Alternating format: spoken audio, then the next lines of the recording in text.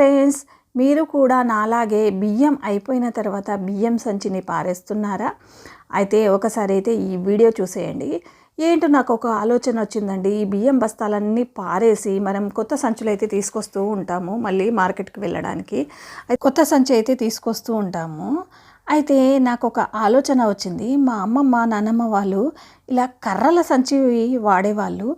ఆ కర్రల సంచి మనమే తయారు చేస్తే పోలా అన్నట్లు నేను ఆలోచన మొదలవ్వగానే స్టార్ట్ చేసి ఇలా అయితే నేను వీడియోలో చూపించిన విధంగా తయారు చేసేసాను. మనమైతే కిరాణా షాప్కి వెళ్ళినప్పుడు కవర్ను పట్టుకొస్తూ ఉంటాము.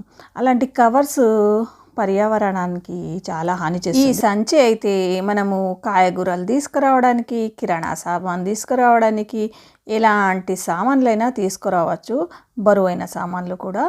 వీడియో నచ్చితే లైక్, షేర్, సబ్స్క్రైబ్.